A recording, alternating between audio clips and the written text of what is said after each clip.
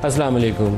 आज के प्रोग्राम में बुनियादी तौर पर हम फोकस करेंगे पाकिस्तान और इस इलाके की जो सिक्योरिटी की सूरत हाल है, क्योंकि हमारा एक अज़ली दुश्मन है इस इलाके के अंदर बैठा हुआ और माजी के अंदर वो एक से ज़्यादा मौक़े के ऊपर फॉल्स फ्लैग ऑपरेशन करके पाकिस्तान के ऊपर हमले का बहाना ढूंढता है। मार भी खाई उसने, कभी वो अभिनंदन की शक्ल में और कभी 6 जहाज़ गिरा के, लेकिन इसके बावजूद वहाँ वो शोर ख़त्म नहीं हो रहा। तो हमारा पूरा प्रोग्राम का फोकस उसी पर रहेगा। लेकिन प्रोग्राम की इब्तिदा में हमारे लास्ट प्रोग्राम में पिछले हफ्ते 1-2 ऐसी बातें हुई थी जिसके ऊपर पूरे सोशल मीडिया के ऊपर बाद में बहुत ज़्यादा वो मीम्स भी चली, लोगों ने अपनी राय भी दी। उसकी थोड़ी सी बैकग्राउंड, थोड़ा सा कमेंट उसके ऊपर मैं करूँगा, फिर आज के प्रोग्राम के ऊपर आ जाएंगे।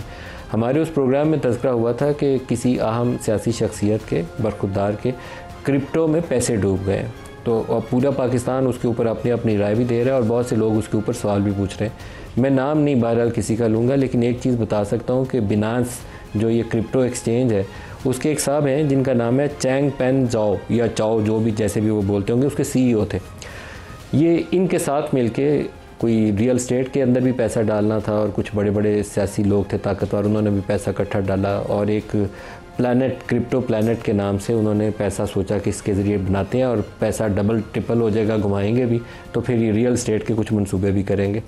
ये जो साहब चाओ हैं, ये CZ या CZ के नाम से ज़्यादा मशहूर है। ये इसी अरसे में अमेरिका में गिरफ़्तार हो गए और बिनांस को वहाँ पे $4.3 बिलियन का फ़ाइन भी हुआ। ये 4 महीने की इनको जेल भी हो गई। तो वो जो प्रोजेक्ट था वो फ्लॉप हो गया और फ्लॉप होने के बाद वो पैसा भी डूब गया। तो उसके बाद एक क्राइसिस पैदा हो गया जिसकी वजह से वो ख़बर चल रही है कि उनके पैसे डूब गए। मैं उसकी डिटेल, उन साहब के नाम की तफसील में नहीं जाऊँगा। दूसरा जिक्र हुआ था उसी प्रोग्राम के अंदर कुछ वापडा के ओवर बिलिंग के हवाले से। तो वापडा के जो तर्जमान हैं ministry of water and power के, उन्होंने कहा कि ये अभी इस मौजूदा हुकूमत के दौर के अंदर ये ओवर बिलिंग का इशू पेश नहीं आया। ये उनके स्टेटमेंट उन्होंने मुझे भेजी, इसलिए मैं उनको कोट कर रहा हूँ। तो एक्चुअल में ये इशू PDM 2.0 का नहीं है, बल्कि ये PDM 1 जो पहली गवर्नमेंट थी PDM की, शहबाज शरीफ वज़ीर आज़म थे, उस दौर का है। वज़ीर आज़म शहबाज शरीफ के नीचे ये वाक़या पेश आया जिसमें ओवर बिलिंग की गई। तीसरा एक चीज़ जिसका कमेंट हुआ था उसको भी वजाहत करना ज़रूरी है।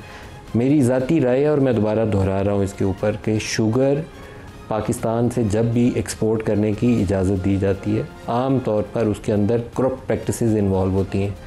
इमरान खान के दौर में भी इजाज़त दी गई, उसके अंदर करप्शन हुई, रिबेट दी गई, पंजाब हुकूमत से भी लेके दी गई।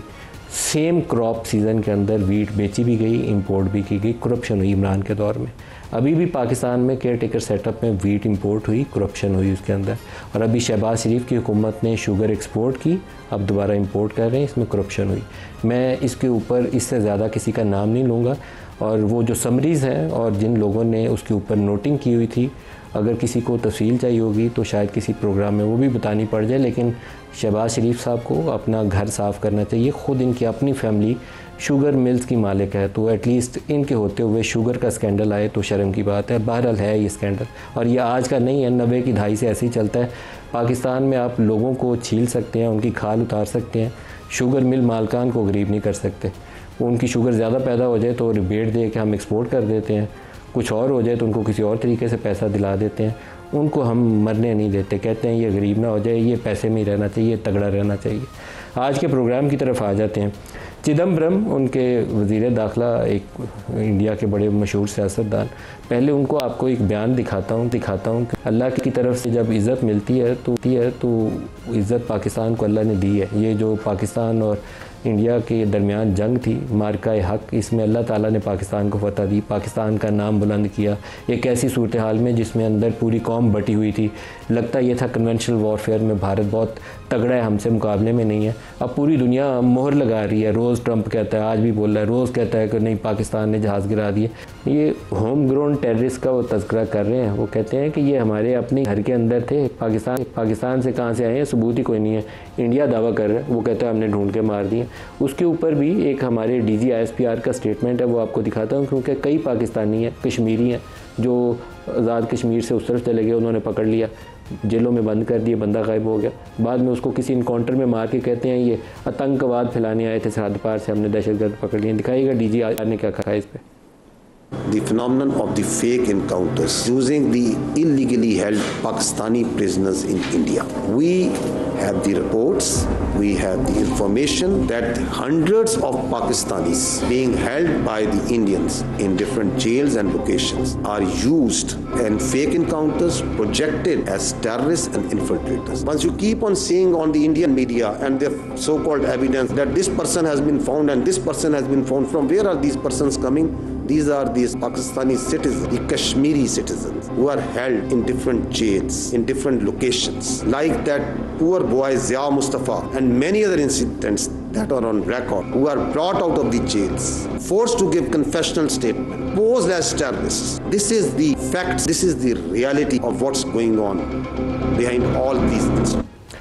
और ट्रंप साहब जो हैं वो तो कहते हैं आई लव पाकिस्तान, और उसको आजकल रोज़ाना इजहार करते हैं। आज एक दिन में उन्होंने 2 दफ़ा कहा कि मैंने जंग बंद कराई। इंडिया का वज़ीर चीख के सारा दिन थक गया कि पाकिस्तान की जंग, पाकिस्तान ने दरख्वास्त की थी, हमने तो उनकी दरख्वास्त के ऊपर जंग बंद कराई थी। यूएस प्रेसिडेंट एक दिन में 2 बयान देते हैं, और बरतानवी वज़ीर आज़म के साथ बैठ के भी और वैसे भी। आज जो प्रोग्राम में हमारे साथ शुरका हैं, राना सनाउल्लाह खान मशीर हैं वज़ीर आज़म के सियासी अमूर के, एयर मार्शल अरशद मलिक साहब मारूफ डिफेंस एनालिस्ट हैं और अपने शोबे के एक्सपर्ट हैं, और पाकिस्तान में ये जो मॉडर्न फाइटर जेट्स हैं उनमें बड़ी खिदमात हैं इनकी। बैरिस्टर उमैर नियाज़ी साहब पाकिस्तान तहरीक इंसाफ के रहनुमा, सबको खुशामदीद कहते हैं प्रोग्राम में। राना साहब, फॉल्स फ्लैग ऑपरेशन से शुरू करते हैं।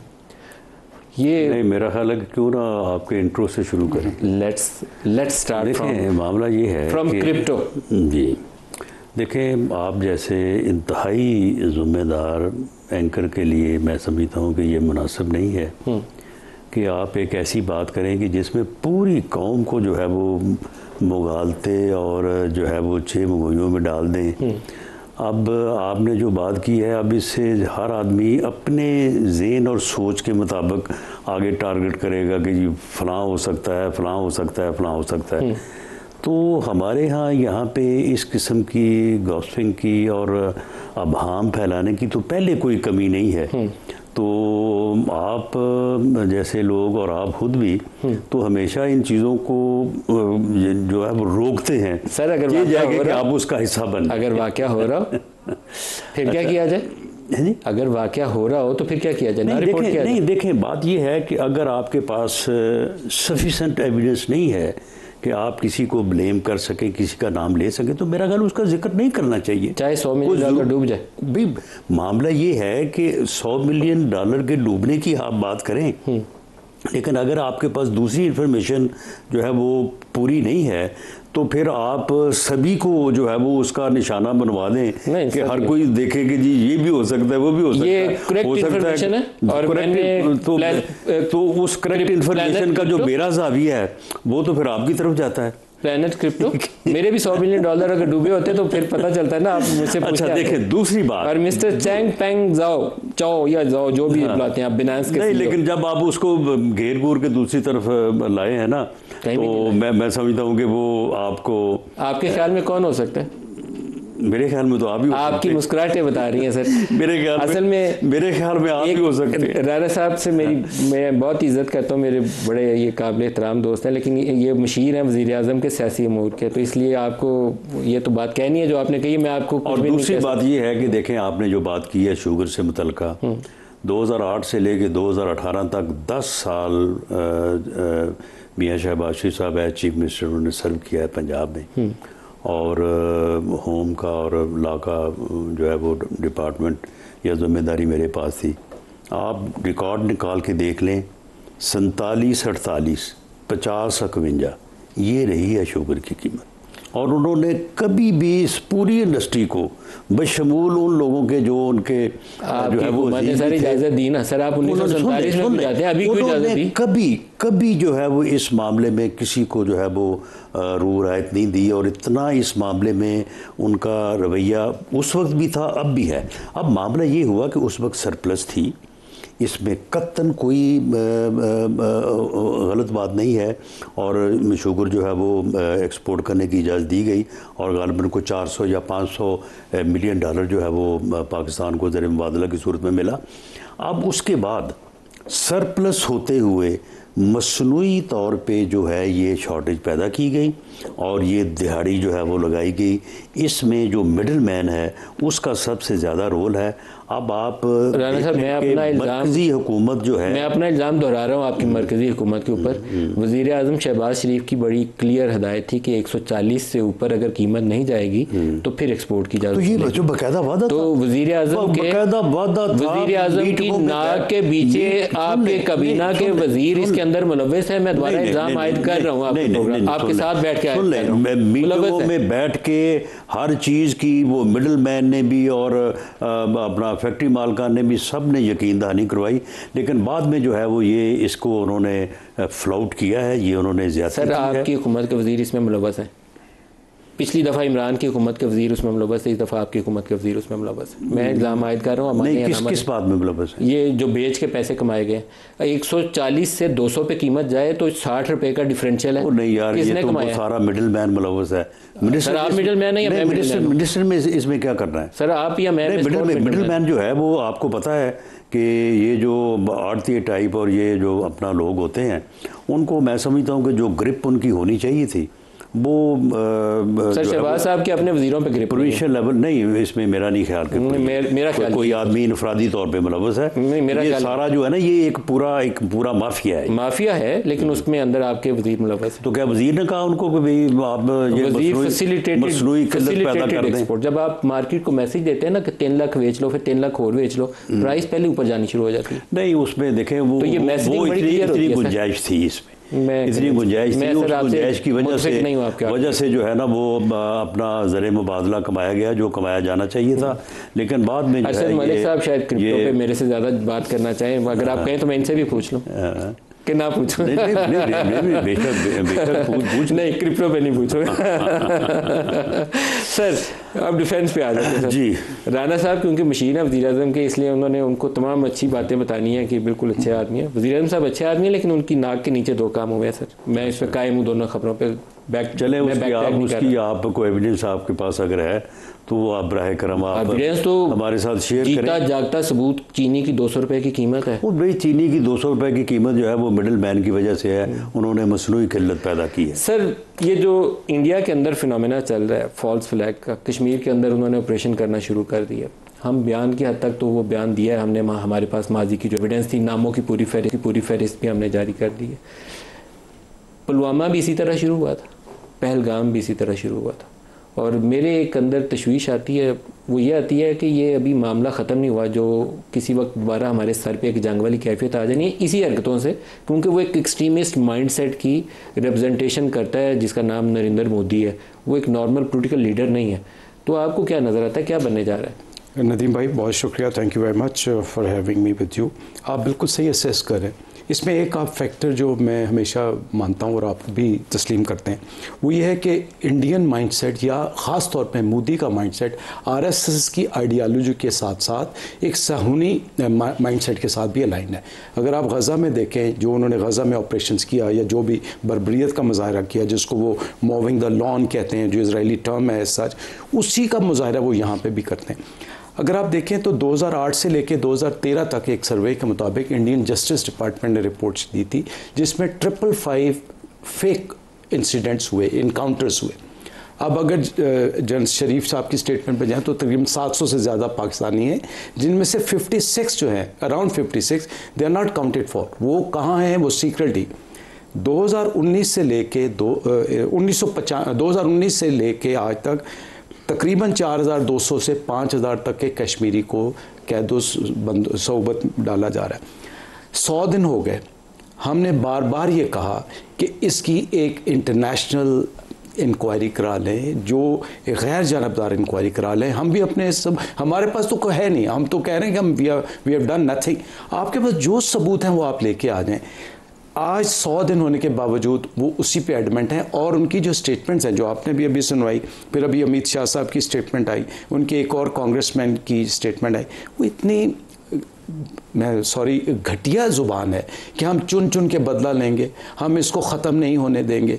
सर ये सारी सोच जो आपने भी बताया, RSS, the fourth coming election और उस हजीमत, उस खिफ़त को मटाने के लिए अभी अल्हम्दुलिल्लाह जो अल्लाह ताला ने हम पे करम किया, इनकी एयरफोर्स तो शैटर हो चुकी।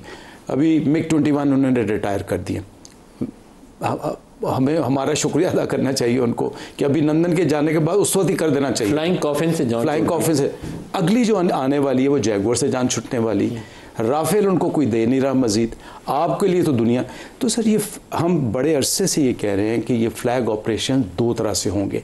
एक फ्लैग ऑपरेशन होगा इनसाइड पाकिस्तान खुदा न खास्ता, और दूसरे फ्लैग ऑपरेशन या फेक ऑपरेशन होंगे कश्मीर, मकबूजा कश्मीर में और हिंदुस्तान के अपने अंदर। पाकिस्तान के अंदर वाला क्या? देखें, जब आप किसी को स्पेस देते हैं, जब आपके अंदर इंटरनल डिस्टर्बेंसेस होती हैं, तो दुश्मन उसका मौके का फ़ायदा उठाता है। आपकी मगरबी सरहद उस तरह से महफूज नहीं। आपके जो TTP को, जिसको 100% सपोर्ट हो रही है, अगर आप इंडियन एनालिसिस को देखें, वो बार बार आपको ये कह रहे हैं इंडिया को कि यार तुम अमन की कौन सी बात कर रहे हो, इसको क्यों नहीं मानते कि आप बलूचिस्तान में भी स्पॉन्सर कर रहे हैं, बलूचिस्तान में ट्रेनिंग दे रहे हैं, KPK में और एडजेसेंट एरियाज़ में आप जो तालिबान है TTP के लोगों को असला दे रहे हैं, वो उनके थ्रू आपके अंदर इंटरनल डिस्टर्बेंस और इंटरनल फ्लैग ऑपरेशंस कराएंगे। तो कुछ ऐसा इवेंट पाकिस्तान में वो करेंगे जिससे यहाँ पर क्योस पैदा हो, ये क्योस पैदा होगा। और फिर हमें, चूँकि हम 100% हम आंगी तो नहीं है, ये तो आपको मानना पड़ेगा, उस हम आंगी से हम इंटरनली भी कमज़ोर होंगे और उसका फ़ायदा दुश्मन उठाएगा। जो कि सबसे बड़ा लम्हा फ़िक्र मेरे लिए ये है, ये तो कि पाकिस्तान के अंदर जो फ्लैग ऑपरेशन, उसके लिए हमें हर वक्त तैयार रहना चाहिए, हर वक्त सोचना चाहिए, इनकाउंटर करना चाहिए कि इसको कैसे एड्रेस किया जाए। उमैर नियाज़ी साहब, जब ये पाकिस्तान और भारत की जंग हो रही थी ना, तो उसमें जंगों में कोई चीज़ खुशी मनाने वाली तो नहीं होती। हमने उनके जहाज़ गिराए तो बहुत खुशी हुई, और दूसरी बड़ी खुशी ये थी कि हमारी पूरी कौम जम के इकट्ठी हो गई थी। यूँ वो सीसा पलाई हुई दीवार, जिसका वो नाम रखा गया था ना, सही सीसा पलाई हुई दीवार बन गई थी।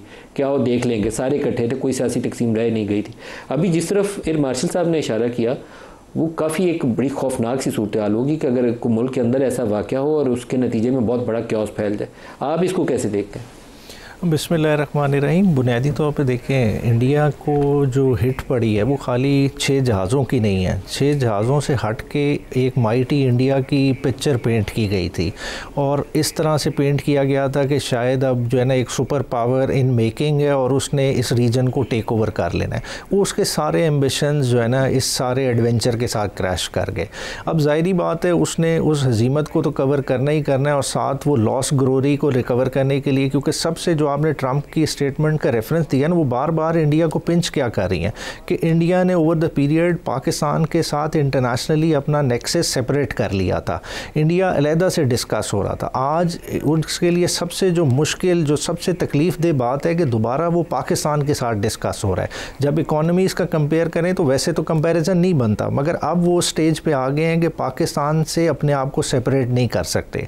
अब हमारे पास जो अब ऑप्शंस हैं, जिस तरफ आप इशारा दे रहे हैं कि देखें एक यूनिटी का प्लेटफॉर्म तो मिल गया, मगर उस यूनिटी को बढ़ाने के लिए देखें आगे हमने क्या किया है।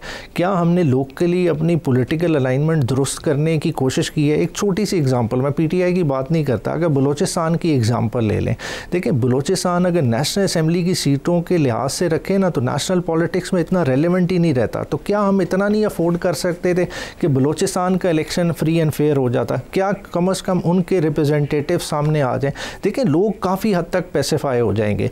मतलब मेरी अपनी इतलात की हद तक जो पार्लियामेंट के इर्द गिर्द डिस्कशन होती है, मतलब इन्होंने कोशिश की कि मालिक बलोच साहब को मनाने की कि जी गवर्नमेंट आप संभाल लें। अब एक बंदा 4 सीटों के साथ किस तरह से गवर्नमेंट संभालेगा? देखें लोगों को आपने इतनी एम्बेरसिंग पोजीशन में डाल दिया है, जो नेशनलिस्ट जमातें जो आपके साथ चलना चाहती हैं, मगर आपने उन्हें भी कॉर्नर कर दिया।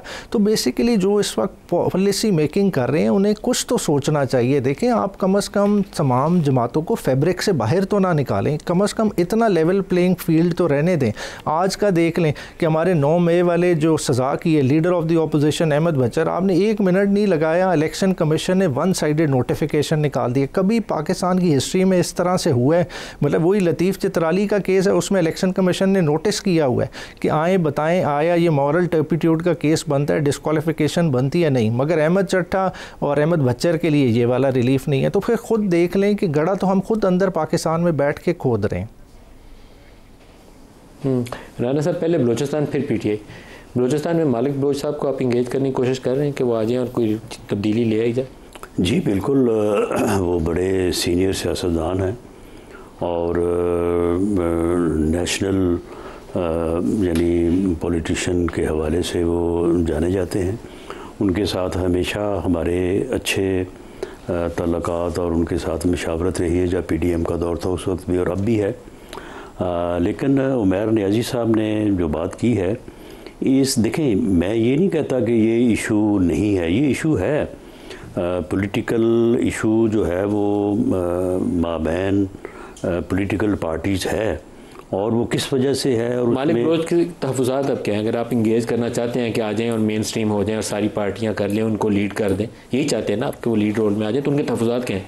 उनके तहफ़्फ़ुज़ात जो हैं वो देखें, उसमें मामला ये है कि with the passage of time अब यानी मालिक बलोच और उन जैसे और बहुत सारे लोग जो हैं, he is a decent fellow, ठीक है, इसमें कोई शक नहीं है।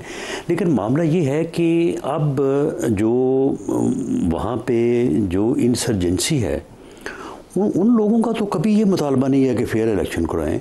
उनका तो ये मुतालबा नहीं है कि बलूचिस्तान में इलेक्शन होने चाहिए। उनको कोई इस बात के ऊपर गिला नहीं है कि ये इलेक्शन ठीक नहीं हुए या फ़लाँ जीतना चाहिए था, फ़लाँ जीत गया है। उनका ही और है। वो क्या चाहते हैं? वो तो चाहते हैं कि जी, वो कहते हैं कि अपना बलूचिस्तान आज़ाद हो। मैं मालिक बलोच साहब का नहीं, मैं उन लोगों की बात कर रहा हूँ जिनका मसला है। मालिक बलोच साहब का कोई मसला नहीं है। क्या चाहते हैं? मालिक बलोच साहब तो यही चाहते हैं कि यानी पहले उनका ये मामला जो था कि जी जो लोग पहाड़ों पे चले गए हैं उनको माफ़ी मिलनी चाहिए और उनको नीचे उतारना चाहिए। वो माफ़ी भी दे के देख लिया, नीचे उतार के भी देख लिया, उससे मसला हल नहीं होगा। तो कुछ तो लोग मेन स्ट्रीम हो जाएंगे। लेकिन वो कुछ लोग मेन स्ट्रीम हो जाएंगे, लेकिन वो लोग जो पहाड़ों पे चढ़े हैं, जो कभी कभी उतरते हैं, कोई गुरीला टैक्टिक्स के तहत जो है वो बस रोकी, बंदे उतारे, शनाख्ती कार्ड चेक किए, गोली मार दी, उनका कतई ये मुतालबा नहीं है कि यहाँ पे जी इलेक्शन कराएं या यहाँ पे जो है वो कोई हकूक़ का मसला है या डेवलपमेंट का मसला है। उनका मसला ही और है। उनका मसला जो है वो वहाँ अफ़गानिस्तान में शेफ हेवन्स में रह के और इंडिया के फंड्स के ऊपर इंडिया की जो है वो ये जो है अपना ऑपरेशन से उतार के ये उसके जो है वो अपना जो है वो ऑपरेशंस के ऊपर जो है वो ये यहाँ पे इंसर्जेंसी कर रहे हैं। जो उनका इन चीज़ों से कोई मामला नहीं। जो गाड़ियों को अगवा करें और उसमें से लोगों को उतार के शहीद करें या बसों से उतार के शहीद करें, उनको तो सॉर्ट आउट करना चाहिए, कानून को इस्तेमाल होना चाहिए वहाँ पे। लेकिन एक बड़ी तादाद वो होगी जो बातचीत से मेन स्ट्रीम हो जाएगी, तो operation only perhaps is not the solution. दोनों चीज़ें साइड बाई साइड चलती हैं। लेकिन इस वक्त वहाँ पे जो दहशतगर्दी की कार्रवाइयाँ हैं या इस वक्त जो लॉ एंड ऑर्डर की सूरत हाल वहाँ पे दरपेश है, वो तो उन्हीं लोगों से है ना। तो इसका मतलब है कि सिर्फ ऑपरेशन से ही आप सही करेंगे, उनका इसके अलावा कोई हल नहीं है। और इसी तरह से जो लोग इधर यानी एक्स फाटा का एरिया जो है, आप क्या ये जो TTP वाले हैं या ये जो वो तश्कील बना के भेजते हैं, उनका मुतालबा ये है कि यहाँ पे जो है वो हमला करने भेजते हैं। हाँ, तो हमला करने भेजते हैं। वो इसलिए तो नहीं भेजते कि यहाँ पे इलेक्शन करवा दें, एक ब्रेक ले, या जो 9 मई के केसेस जो है वो उनको ख़त्म कर दें। उनका तो ये मुतालबा नहीं है। ब्रेक ले लें, ब्रेक से वापसी पे इस टॉपिक पे और बात करते हैं। हमारे साथ रहिए।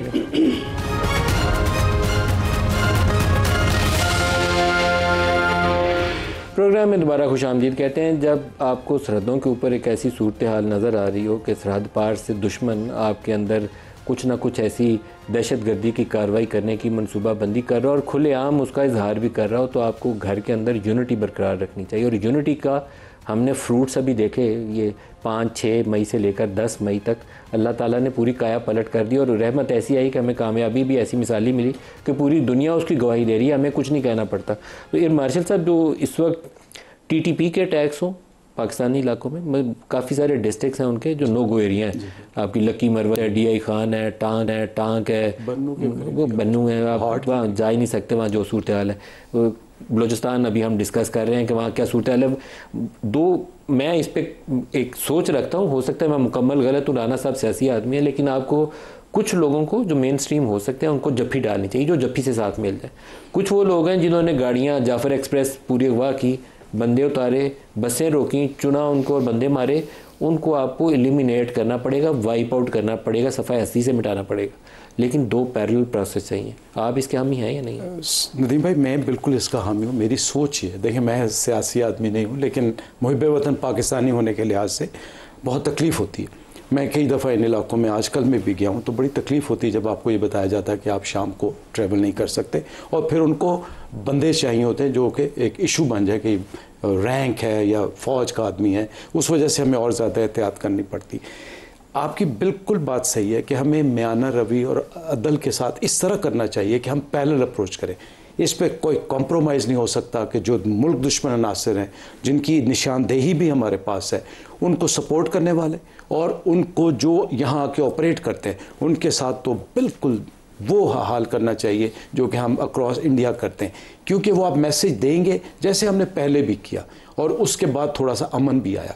तो एक तो ये, दूसरा, जब तक आप लोकल लीडर्स को, लोकल लोगों की हमदर्दियाँ नहीं लेंगे, उनको अपने साथ नहीं मिलाएंगे, हो सकता है क्योंकि वहाँ पे कबायली सिस्टम है, ख़ानदानी सिस्टम है, जो कि हमारे सिस्टम से बहुत डिफरेंट है, उस सिस्टम को भी एक्टिवेट करने की ज़रूरत है। और मेरे ज़ाती ख्याल में जब आप इस अप्रोच पे चलेंगे तो ज़रूर बर्फ़ पिघलेगी, ज़रूर उन लोगों को आप कौमी धारे में उस तरह ना भी लेके आए तो कम से कम जो शिद्दत पसंदी का सामना सिर्फ मसल्ह अफवाज कर रही है, वो जब आप उनके ऊपर भी डिस्ट्रीब्यूट करेंगे, जब वो उनको इन्वॉल्व करेंगे तो इससे ज़रूर फ़र्क पड़ेगा। सर, फ़ौज काइनेटिक ऑपरेशंस बेस्ट कर सकती है, बिल्कुल सही। लेकिन एक हिस्सा है जिसमें मेरा ख्याल में राना साहब प्रॉबेबली पाकिस्तान में अगर मैं 3 या 4 बंदे गिनूँ ना, तो उसमें से एक नाम राना सनाउल्लाह का होगा, इसहाक डार का होगा, 2-3 और ख्वाजा साद का होगा, जो लोगों को सियासी इकट्ठा कर सकते।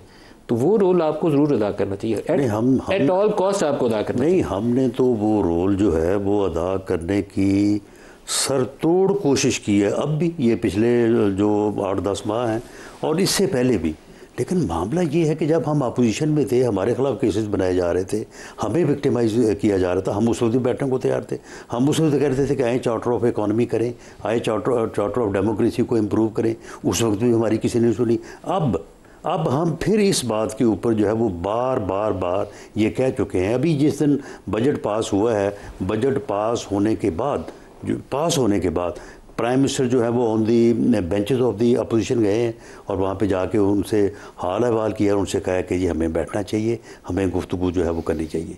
देखिए, जहाँ तक इख्तलाफ की बात है, इख्तलाफ तो डेमोक्रेटिक सोसाइटी का हुस्न है, इख्तलाफ होना चाहिए, डिफरेंस ऑफ ओपिनियन भी जो है वो होनी चाहिए। लेकिन मामला ये है कि वो लोग जो यानी इधर KPK में और बलूचिस्तान में वो एक अलग अमल है, उसका तो उसी तरह से कनेक्टिक प्रोसीजर के तहत ही अफवाज को या सिक्योरिटी जो फोर्सेस हैं उनको ही जवाब देना चाहिए, उनको ही उनका जो है वो सफाया करना चाहिए। बाकी जो पॉलिटिकल प्रोसेस है, पॉलिटिकल पार्टी ने चलानी है। हम तो चलाने को तैयार हैं, हम तो बैठने को तैयार हैं, हम गुफ्तगू करने को तैयार हैं। अगर कोई तैयार नहीं है तो फिर कम से कम ये आप लोगों का भी तो मामला है ना कि जिस तरह से आज आपने बड़ा तगड़ा इंट्रो दिया है, तो इस किस्म के इंट्रो दिया करें और इस चीज़ के ऊपर जोर दें कि जी बैठें गुफ्तगू करें, बात करें। तो सर बैठे, मैं कह रहा हूँ आपको बैठे, आप क्यों नहीं? वो तो आप जेल का दरवाज़ा खोलें, बैठे। कभी कहते हैं आप जेल का दरवाज़ा खोलें, तो पार्लियामेंट में तो बैठे ना, पार्लियामेंट में बैठेंगे तो जेल तक भी पहुँच जाएंगे। राना सनाउल्लाह साहब कह रहे हैं, उमैर नियाज़ी साहब, कि हम बैठने पे तैयार हैं, पार्लियामेंट में बैठे, फिर जेल का दरवाज़ा भी खोलेंगे। इमरान खान के बेटे भी आने हैं, उससे भी मैं राना साहब से अभी वादा ले लेता हूँ, ऑन एयर ही, उसको भी मिलने देंगे, जेलों में नहीं डालेंगे। पहले एक दफ़ा इन्होंने धमकी दी थी, पकड़ लेंगे अगर वो आएंगे। तो फिर आप बैठे इनके साथ ताकि रास्ता खुले आगे का। देखिए, बैठने में बिल्कुल हर्ज नहीं होता और पॉलिटिकल फोर्सेस हमेशा बैठ के ही मसले रिजॉल्व करती हैं, क्योंकि पॉलिटिकल फोर्सेस को सिखाया ही ये जाता है कि मामलात हल होंगे टेबल पे अफ़ाम व तफ़हीम से। मगर जब रविश ये बना ली जाए कि हमने अडियाला वाले बासी को माइनस करके बैठना है, फिर मसले खड़े हो जाते हैं। देखें, अडियाला वाले बासी का क्या कसूर है? आप उसको एक्सेस ही नहीं दे रहे। पिछले चंद महीनों से जो उधर हालात किए हुए हैं, हमारे पॉलिटिकल लोगों को ही नहीं मिलने दे रहे। जब पॉलिटिकल लोग मिल ही ना सकें, किसी के पास बातचीत का मैंडेट ही ना हो, तो बातचीत किस तरह से होगी?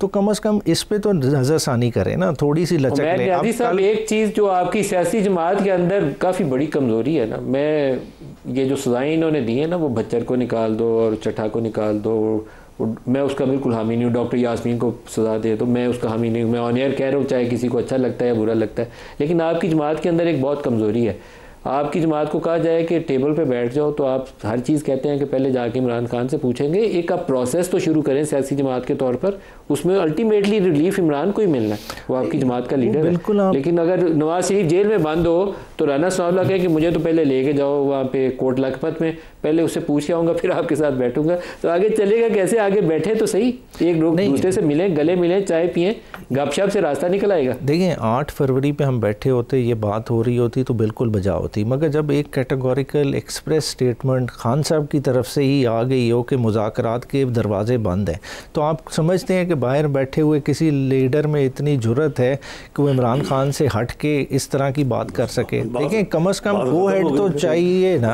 इसका मतलब है कि आप बातचीत नहीं करना चाहते? नहीं, हम नहीं, इसकी बात नहीं है। देखें मंगल का दिन है, कल मुलाकात का दिन है, कल आप फिर अडियाला के बाहर तमाशा देख लेंगे, किसी को भी मिलने नहीं दिया जाएगा। कम से कम ये आज इंश्योर करें कि जी फ़लाँ दिन हम जाने देते हैं पॉलिटिकल लीडर्स को, हमारा 2-3 का डेलीगेशन चला जाए, वो चीज़ों पे बातचीत कर लेगा। देखिए पॉलिटिकल लोगों की अहमियत तो रहने देना। देखिए मैं एक छोटी सी एग्जांपल दूंगा, आप बलूचिस्तान का जिक्र कर रहे थे, बलूचिस्तान से एक MNA है फुलैन बलोच साहब, ठीक है, उन्होंने अपने पंजगूर का एक किस्सा उठाया, मतलब वो इससे हट के, सियासी डिफरेंसेस से हट के, पंजगूर शहर में इंटरनेट सर्विसेज नहीं है उसके बारे में उठाया।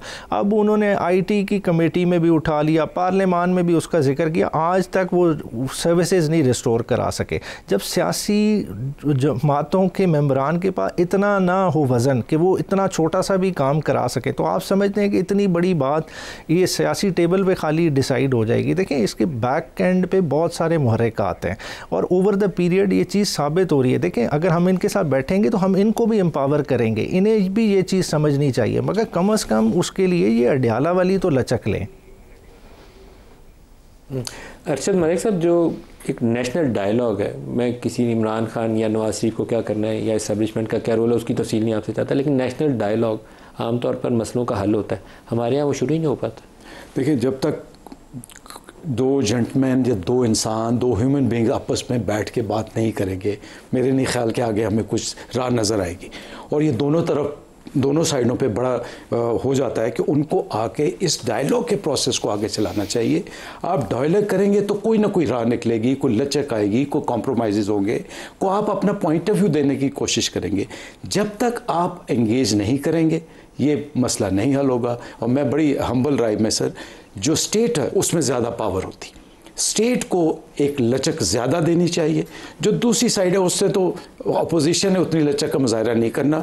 State is a powerful tool, उस स्टेट को आगे बढ़ के गले लगाएं, नहीं गले लगाने साफ बिठा ले, आगे चलेंगे तो सर हमारे मुल्क का सर्वाइवल है, वरना हम मज़ाक़ा खेज़ सूरत इख्तियार करते चले जाएंगे। और इसका फ़ायदा जो है आप देखें, आप इंडिया के किसी चैनल पे चले जाएं, किसी लीडर को पकड़ लें, वो 2 बातें हमारे ख़िलाफ़ करता है कि इनके यहाँ पॉलिटिकल स्टेबिलिटी नहीं है, इनके यहाँ इकनॉमिक स्टेबिलिटी नहीं है। हम इंशाअल्लाह, अल्लाह करेगा, अल्लाह के फजल से, अल्लाह ने हमें पहले भी अच्छे दिन दिखाए, अच्छे दिन आएंगे, लेकिन उसके लिए सबको मिल के इस कदम पे चलना पड़ेगा। State what does it mean, कौन इसको रिप्रेजेंट करता है? The prime minister of Pakistan. अब प्राइम मिनिस्टर ऑफ पाकिस्तान जो है क्या पाँव पकड़े? प्राइम मिनिस्टर ऑफ पाकिस्तान ने अपोजिशन को, जो कि सेकंड अदर साइड है, उनको कहा कि भाई आए, बैठ के बात करते हैं, कोई शर्त नहीं कि ये करेंगे ये नहीं करेंगे। और उन्होंने कहा कि देखें आप मेरे पास ना आएँ, स्पीकर चैम्बर में आप रोज़ जाते हैं, रोज़ बैठ के वहाँ पे चाय पीते हैं, तो जिस दिन आपका प्रोग्राम हो आप मुझे भी बुला लें, मैं भी वहाँ पे आ जाऊँगा और वहाँ पे बैठ के जो है वो बात शुरू होगी। आप वहाँ पे बात शुरू करें चार्टर ऑफ इकॉनमी से, आप वहाँ पे बात शुरू करें चार्टर ऑफ डेमोक्रेसी से, कि जी ये 5-7 चीज़ें हैं कि जिनके ऊपर सारे मुतफिक हैं। जिस तरह से मार्का हक के ऊपर पूरी कौम मुतफिक थी, इसी तरह से और जो हमारी जो इकनॉमिक और डेमोक्रेटिक इश्यूज़ हैं उनके ऊपर आप सारे मुतफिक। अगर आप खुले दिल से बैठेंगे तो इत्तेफाक हो जाएगा। तो हो जाएगा। तो आप बैठे, आप देखें मामला ये है कि झगड़ा इस बात का है कि जी वो इलेक्शन, वे जी वो हमारा मैंडेट, वो जी हमारा मैंडेट गुम हो गया। वो भाई कभी 25 जुलाई 2018 को भी एक मैंडेट गुम हुआ था, उस गुम मैंडेट के नतीजे में आप बरसे-इक़्तिदार आए थे, आपने उस वक्त क्यों नहीं हमारे साथ बैठ के इश्यूज़ को रिज़ॉल्व किया? आपने क्यों एक ऐसा इलेक्शन कमीशन और ऐसा इलेक्शन लॉ एंड रूल्स बना दिए कि आइंदा जो है वो ये मामला ही ना रहे? सर आज हम बैठने को तैयार, हम इसके ऊपर भी बात बैठ जाएं, अल्लाह ताला करे आप बैठ जाएं, हफ्ते में आप हम तो बैठे हैं। आप इतने सुलझे हुए सियासी आदमी, आप एक हफ्ते में हल निकाल लेंगे? आप सिर्फ बैठे सही, हम तो बैठे हैं। आप बैठे प्राइम मिनिस्टर के साथ है ना, उस अडियाला वाले ना उनके साथ भी बैठने को तैयार है। ये खबर प्राइम मिनिस्टर उनके साथ बैठने को तैयार है। कल अडियाला चलते हैं, मैं आपके साथ चलता हूँ। नहीं देखें, बात ये है कि अडियाला हम जाएं और आगे से फिर वहाँ से कोई और जवाब आए। देखिए ये चीज़ें जो हैं, आप जाएंगे तो आपको गले लगाएंगे। नहीं सुन लेना, जो पार्लियामेंट में उनको रिप्रेजेंट करते हैं, जो पार्लियामेंट में लीडर ऑफ द अपोजिशन है, जो पार्लियामेंटी लीडर हैं, उनके पास कोई इख्तियार नहीं, वो बैठे ना हमारे साथ। सर आखिरी उसके बाद ये बात आगे इमरान के बेटे आएंगे तो आने देंगे कि पकड़ लेंगे? आपसे एक बयान चला था, मैं उसकी वजाहत चाहता हूँ। गिरफ्तार कर लेंगे क्या? अगर वो अपने वालिद को मिलने के लिए आते हैं, ये उनका हक है, खबर बिल्कुल आएँ और आके जो है वो अपने वालिद को मिले। अगर वो सियासी जद्दोजहद और सियासी तहरीक को जो है वो अरूज पे लाने के लिए आते हैं तो वो भी उनका हक है, बिल्कुल उनको अपने वालिद के पॉलिटिकल शूज़ में स्टेप इन होना चाहिए। लेकिन उसके नतीजे में फिर अगर कोई उनको प्रोसिक्यूशन या लॉ फेस करना पड़ता है तो वो उनको करना पड़ेगा। ये साथ डालने वाली बात आपने रखी हुई है। नहीं देखिए, नहीं अगर वो नहीं सुन रहे, अगर वो सियासत करेंगे तो फिर तो गिरफ्तारी जो है वो तो उनके लिए एक अपना घी शक्कर होगी, उनको और ज़्यादा जो है आपके लिए हो सकती है, उनको वारिस बनाएगी, उनको तगड़ा करेगी। शक्कर आपके लिए हो सकती है, वो जो बच्चा लंदन में पला बला है उसके लिए नहीं हो सकती। फिर वो आए और वालिद को मिलके वापस जाए। राना सनाउल्लाह साहब, अरशद मलिक साहब, बैरिस्टर उमैर न्याज़ी साहब, आप सबका बहुत शुक्रिया। आज के लिए इतना ही, इजाज़त दीजिए। अल्लाह हाफ़िज़।